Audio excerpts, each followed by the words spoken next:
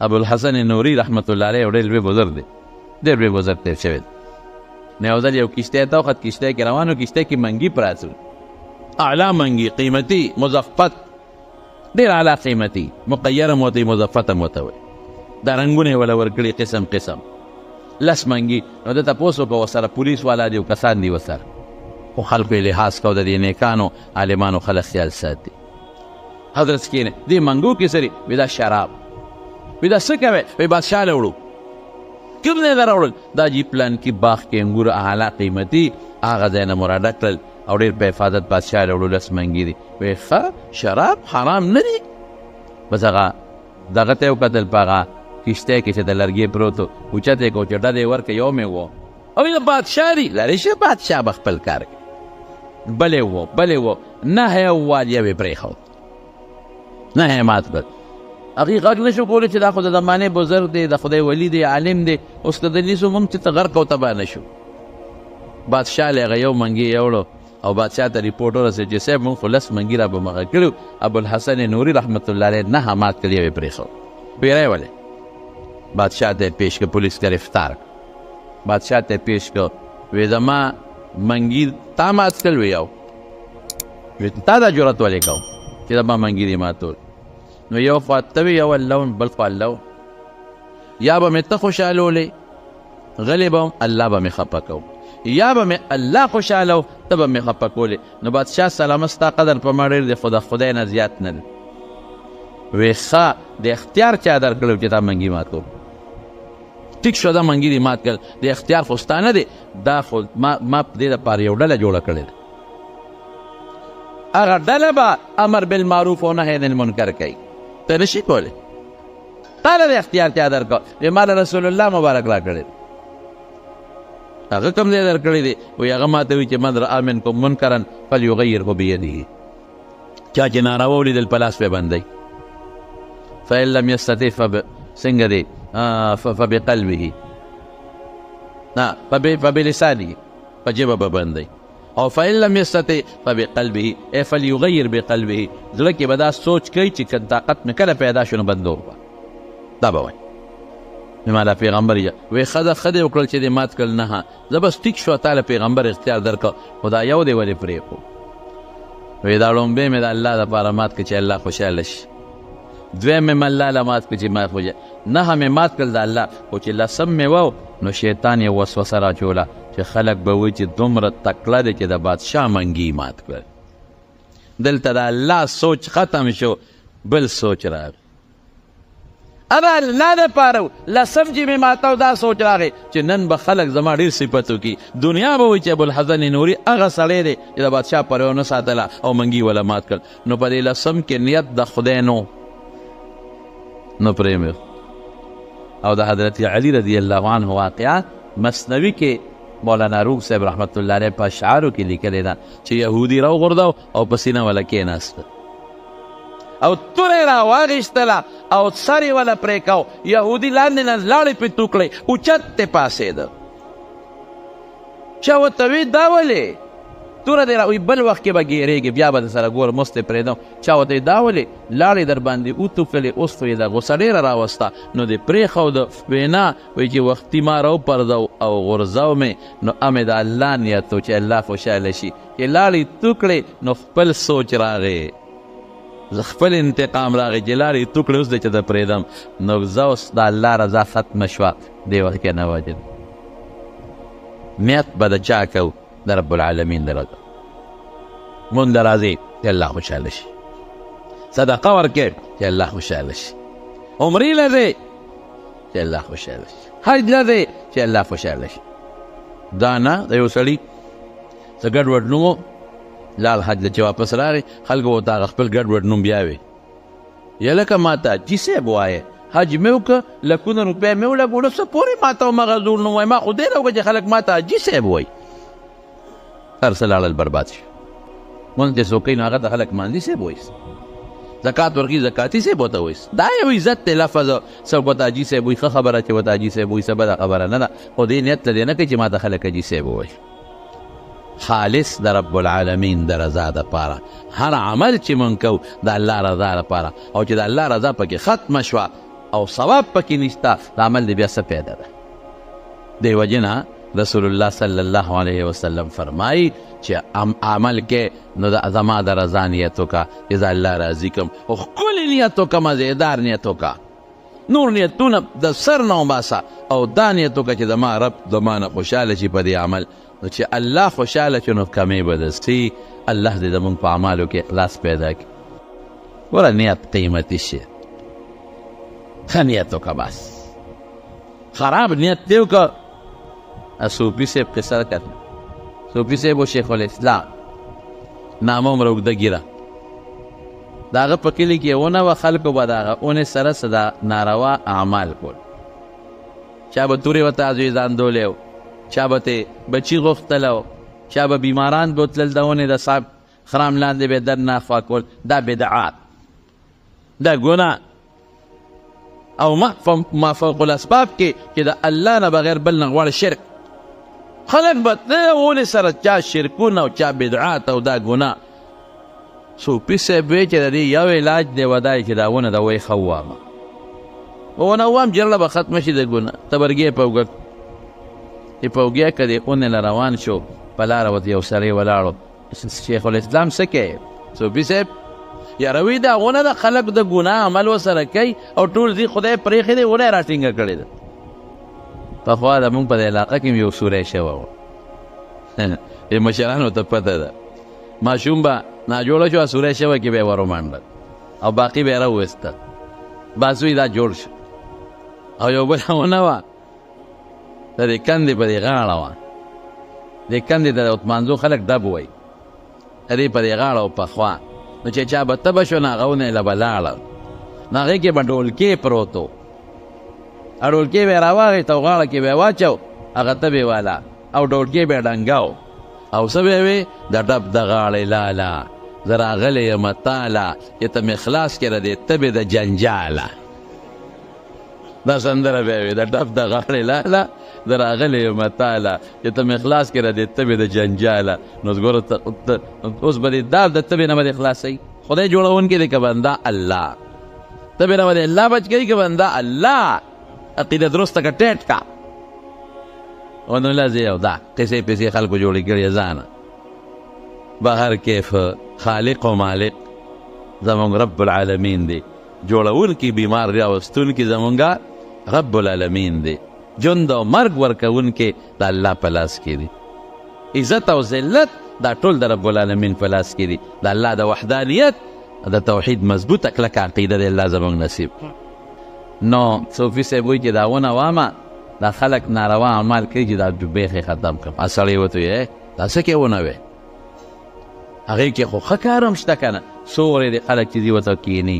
څاروي ته لاندې تړي،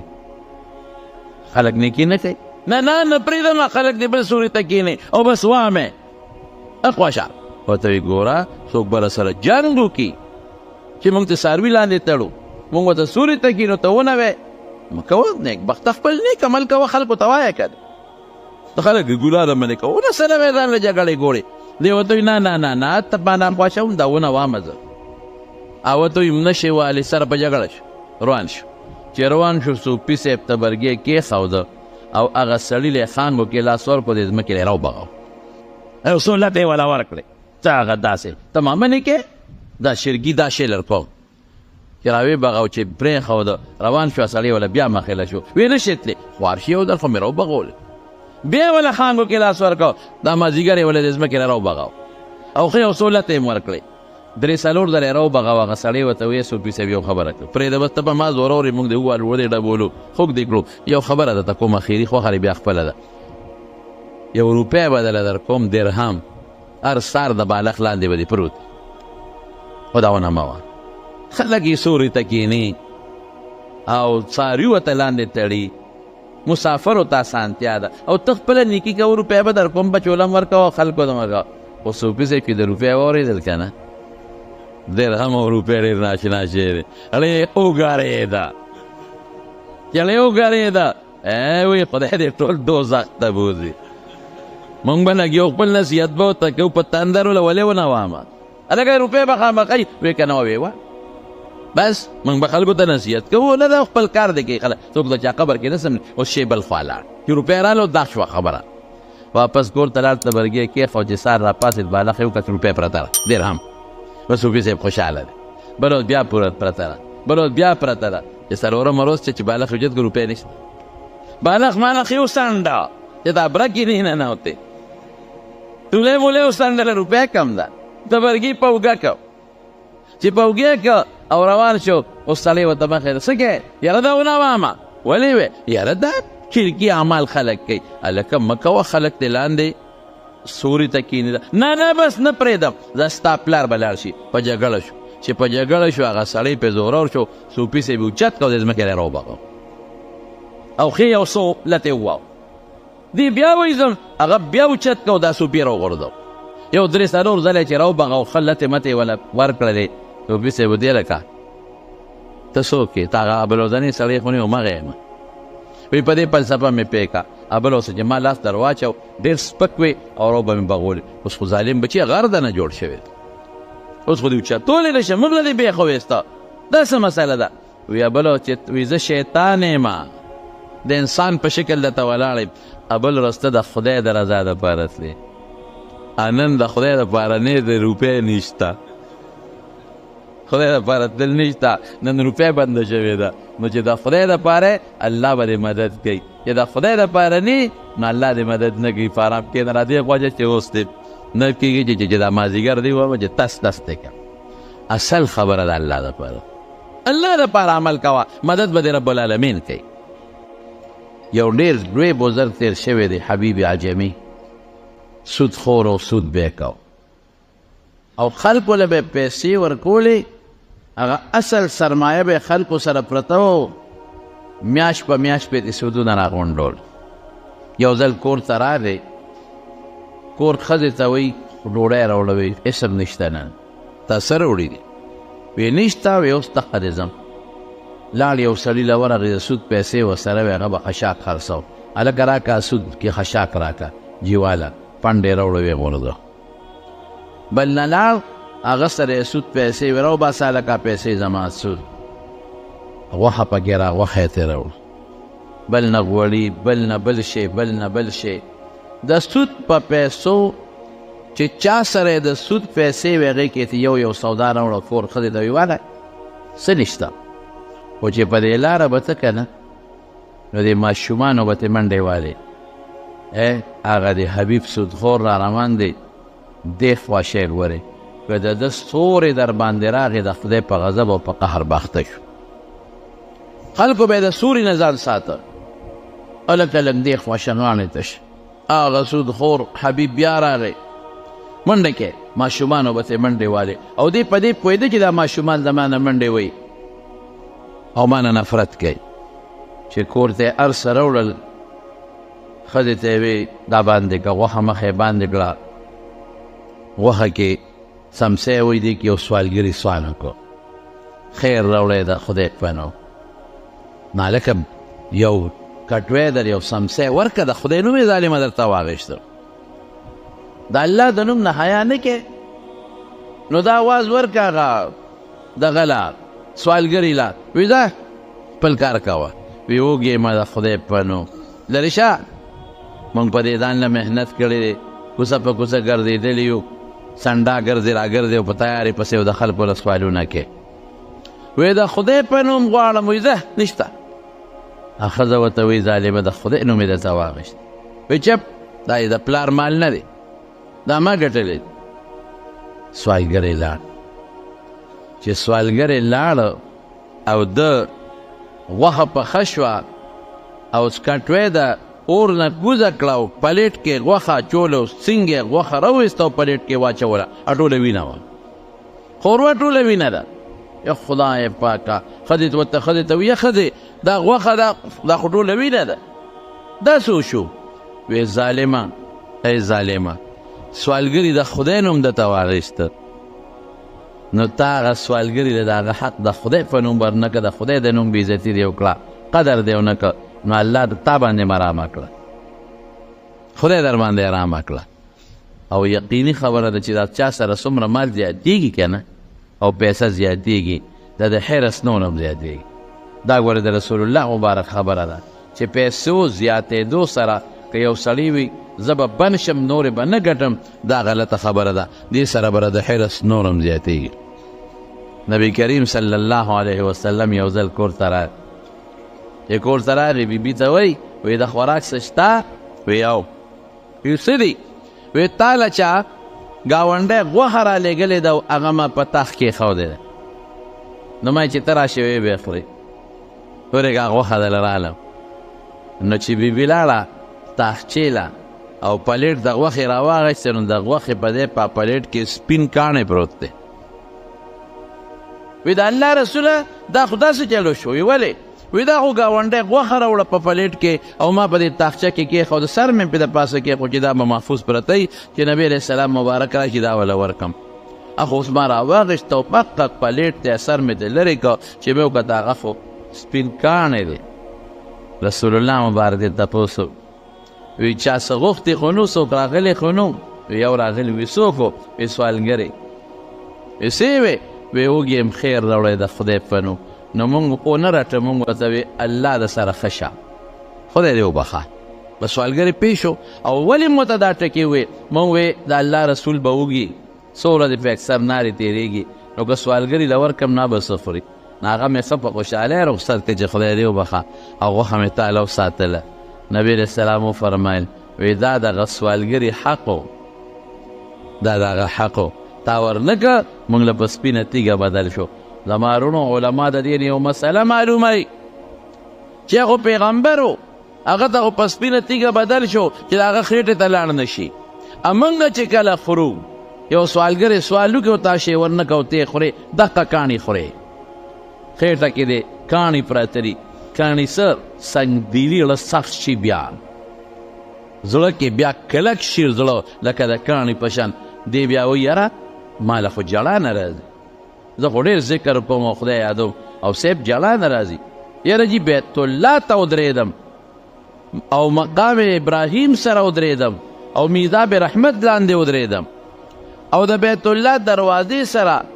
او چې کوم خاص دی د ملتزم هلته ودرېږم، خو ما له جړا نه راځي. ولې جړا نه راځي؟ پر دې حق دی په دې خېټه کې دننه پروت دی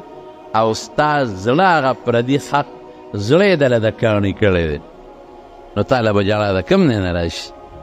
نو هغه خو چې مونږ وخورو مونږ ته خو په ظاهر کې غوښه ښکاري، وجود راله سخت کې راله سخت کې، خو رسول الله مبارک باندې خدای دغه خوراک خوري نه، نو هغه ته ظاهر کې خدای خو چې دغه کاڼی. سوالګرې چې کلم سوال وکړي او د الله نوم درته وایي د خدای په نوم، نو وله څه ورکه. زما خو یو بل عادت دی، بعضې داسې عادي سوالګري وي، هغوی وږي نه نار نه، هغوی سره پیسه ډېره زیاته وي، ماشومان واړه واړه داسې ګرځي په دې لارو کوڅو کې، په دې پېښورونو کې څوک ګاډي پاکوي او سوال دنه کوي، پېغلې جنکۍ ګرځي او سوال کوي. زه وایم دې خلکو له مه ورکوه، رټیم ما دا په سوال مه بلده و دا ماشومان چې تم ورنه کې بلم ورنه کې بلم ورنه کې، ځان له بس روزګار پیدا کړي، او چې تم ورکې بلم ورکړي چې یاره ماشوم دی ورې غړه کې هم پې رحم راشي، نو به د سوال بلدي وګرځي، بیا وروسته د خلکو نه غلاګانې کوي. یا دغه پېغلې جنکۍ چې په دې ښاریو کې ګرځي او درنه سوال کوي، مه ورکوه وله، رټم ما د خدای د نوم احترام په خپل ځای دی. ولې دا چې سوال سره بلې دي سبا په ګناهونو سره دی، بیا پېغلې جنکۍ دي په پارکونو کې ګرځي او په لارو کوڅو کې ګرځي، او چې تم نه ورکې بلم نه ورکې کور به کې دی نه به راوځي. او که پې پوه شو چې دا ماشوم خو سړی په اندازه پوهېږي، دا ماشوم خو محتاجه دی،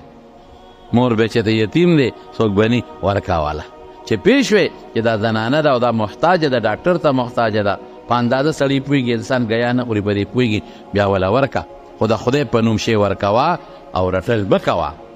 او که د سره نی بس وی خدای دې وبخه. یو سړی او ښځه ناست دي په یو کور کې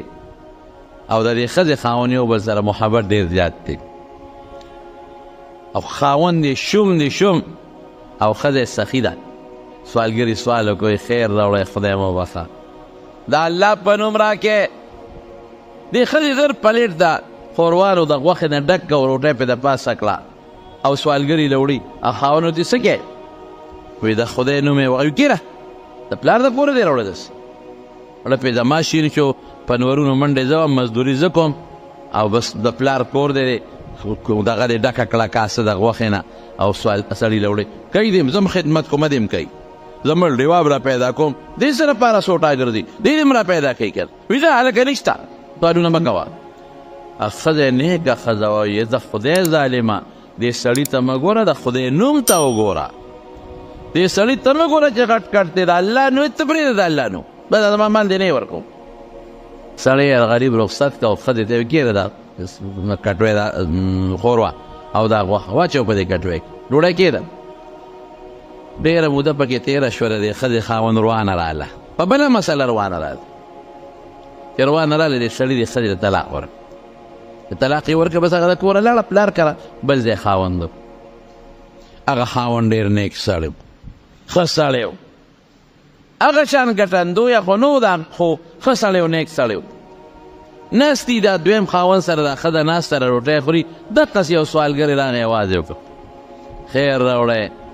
خدای مو بخښه دې ښځې ویې چې یاره هغه بل خو زه راټچ وم هسې نه چې زه بیا کاسه ډکه کړم دا سپېره مې ونه رټي چې د ما مال ولې خلک وله ورکې نو دا لږه غلې وه دا خاوند ورته وایي هله شابه پلیټ ډک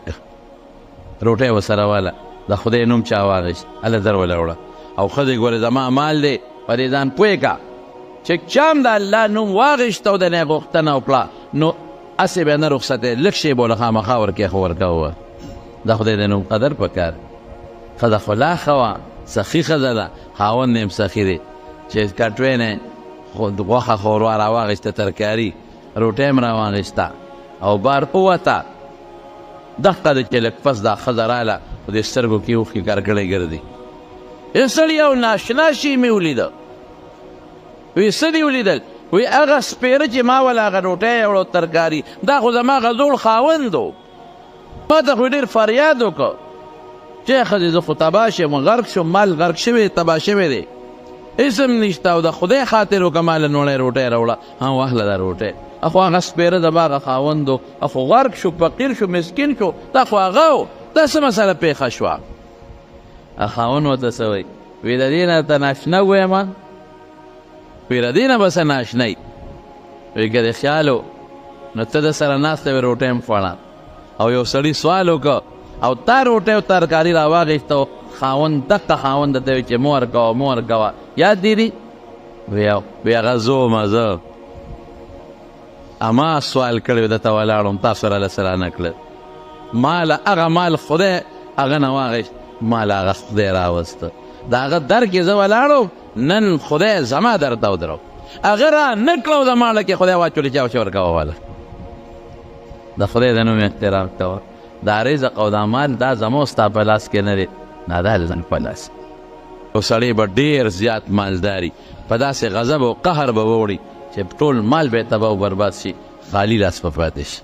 او یو سړی به غریبي وس به یې نه رسېږي الله به وله رزق ورکړي مال به وله ورکړي سخاګانې به پکې کوي الله به پکې خوشحاله جومات به پکې جوړوي حج له به ځي عمرې له به ځي نیکانو سره تعاون به کوي مدرسو سره مدد او تعاون به کوي نو دا رزق دا د انسان په لاس کې نه دی ښه رزق د چا په لاس کې دی د پروردګار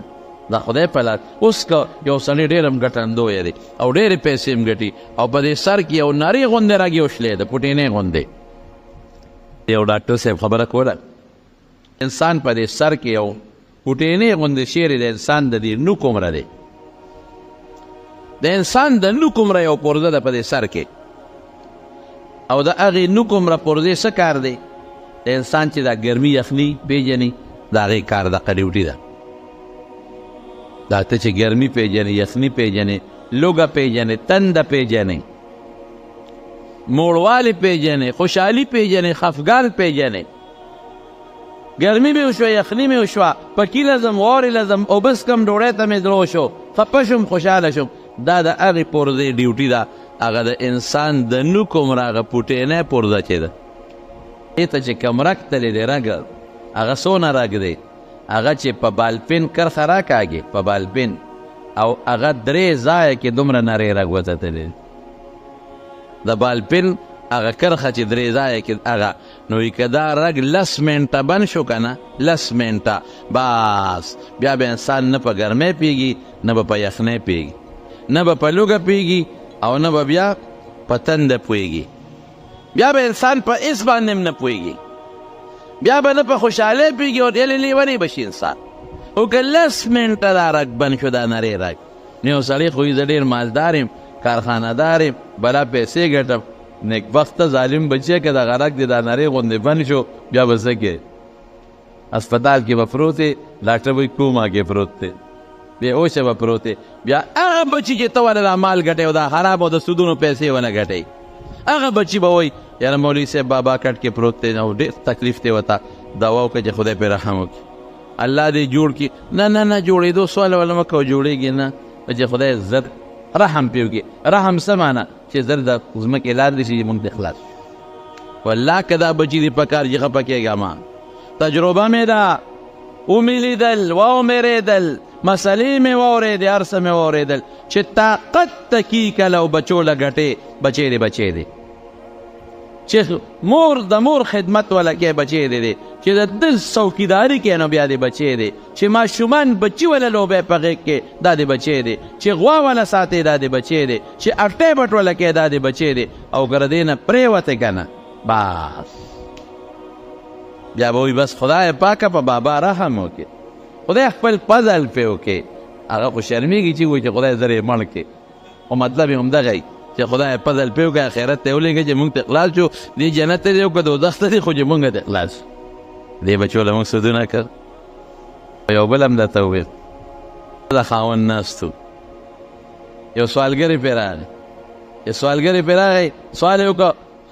خدای مو بخښه وږي ما. دا ښځه یې راپاڅېده او دې سوالګرې له شی ورکوي، خاوند یې همغسې بې وقوف دی، ته څه کوې؟ هغه سوالګرې له لږ شي کېره، د پلار د کوره دې راغلې ده، هر وخت زموږ لکې دا خو چې تا هر چا له ورکوې خو دا سامان به خلاص شي. ظالمه ده، خدای نه وایي واغه شوي په ارام کښېنه، دا مه ګټلې، تا د پلار د کوره نه ده راوړې. سوالګرې پاتې شو، دې خیمه کې ودواڼه چې سماسته سوالګرې لاړه، نو هلته کې نور دوه کسان په خیمه کې ناستو، وایي خدای خیر راوړی، خدای مو بخښه. نه ښځه اوس هلته خو ښځه ښه وه، سړي دغه شوم، دلته اوس ښځه هغه سوالګرې ځه نیکبخته، بس سوالونه یې ښځه ورته وایي، خاوند ورته وایي د خدای ظالمې، د الله نوم یې واخېسته، مال خو د پلار نه زما دی، نه مه ورکوه، دا به دې کار ځان مزدوري کوي، روزګار دې کوي که نه، ګرځي او په خلکو نه سوالونه کوي. ښځه وایي مه ورکوه، خاوند وایي مال زما دی، سامان یې راوارېست او سوالګري له یې ورکړه، او سوالګري وخندل. سړی ته ولې وخاندې؟ یاره وایي ساله وړې غوندې قصه مې ولیدل، وایي هغه خیمه کې ښځې سخي وه، شی یې راکو، مال یې راکو، او سړی شومو، جګړه یې ورسره وکړو، د لاسه یې ته شی واخېست واپس، او دې خیمه کې اوس څه سخي ښځه شومه ده. ښځه وایي مه ورکوه ورته راکې. نه سړی ورته وایي هغه ښځه زما خور ده او دا د هغه خور ده، ما خور ده، وینه په ما په ما کې او په هغې کې د یو مور پلار وینه چلېږي، زما خور ده، زم سخي مغم سخي، او دا د هغه خور ده، څنګه چې هغه رزیل دی او شوم پړق دی، دارنګې دا هم رزیله ده او شوم پړق ده. خبره مې دې پورې کوله چې سوال ښه شی نه دی، سوال نه هم ځان ساتې، خو که سوال هم ښه شی نه دی. ولې؟ رسول الله صلی الله علیه وسلم یو صحابي دی، حضرت حکیم ابن حزام رضی الله عنه، هغه یو ځل راغی د نبي علیه السلام نه سوال وکړ، ورې کول، دوباره بیا سوال وکړه، بیا ونه ورکړه، دوباره بیا سوال وکړه، بیا ورکړه. بس نبي علیه السلام ورته حکیم وایي داسې مه کوه، الید العلیا خیر من ید السفلا، بره لاس غوره دی د لاندې لاس نه، ورکړه کوه، غوښتل مه کوه. لاندې لاس دا معنی چې غوښتل مه کوه، سوال مه کوه، که څوک درکوي نو خیر دی هغه اخله. هغه حدیث پکې موجود دی، حضرت عمر فاروق رضی الله عنه فرمایي یو ځل ما له نبي اسلام پیسې راکړئ، ویې ما ورته چې آته افقر من الله رسوله، زما نه بل کوم محتاج هغه لی ورکړه، زه د وخت کې محتاج یم. وی علیه السلام وفرمایل خذه واخلع فتموله، خپل مال او خپل ملک یې وګرځوه، ثم تصدق به، که ستا ورته حاجت دي نو بیا ته بل له ورکړه. کبر مه کوه چې څوک شی درکوي، انکار مه کوه، خامخا اخله، حاجت دي ښه، او که حاجت دې نه نو خیر دی ویې اخله بل چا لی ورکړه. نو الید العلیا، بل له ورکوونکې خیر من ید السفلا، څه معنی؟ د سوالګري نه، چې دی ورته ووایي او حکیم دا خبره وره چې څوک سوال کوي دې دپاره چې د خپل مال ډېر کم دولت پې ډېر کم دله به خدای په دې مال کې برکت چېرې وانه چي حکیم ابن حزام رضی الله عنه صحابي دی وی د الله رسول نن نفس باس قطعا د چا نه سوال نه کړو د چا مال به کم نه کم چې د دې سوالونه وکړو حضرت ابوبکر صدیق رضی الله عنه زمانه کې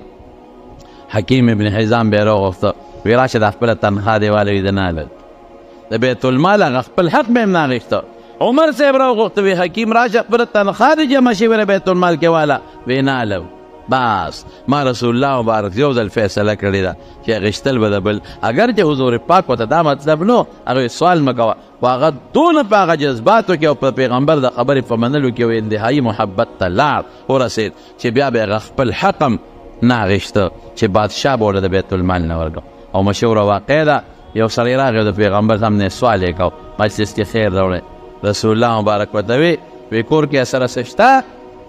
وی نه صاحب کور څه نشته وی لاړ شه وګوره چې هر څه کور کې راوړه چې کور ته لاړ د لرګي او جامو هغه یې راوړ یو کاسه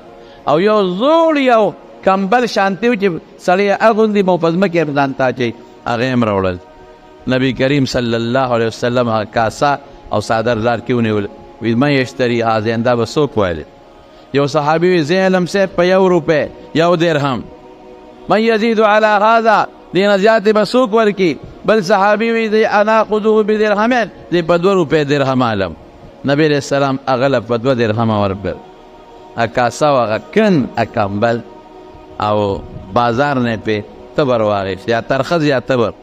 او لاس کې ولا واغېست په هغه پیسو او په خپلو مبارکو لاسونو یې ولا په هغه تبر یا ترخز کې هغه لاس کې کلک کړه وایي زه ځنګل ته خشاک که وروړه او رسۍ ولا واغېسته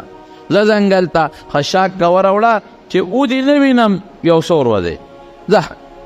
بس سړي رسۍ هم واغېسته او هغه تبر یا ترخزه څه چې یې واغېسته او ځنګل ته لا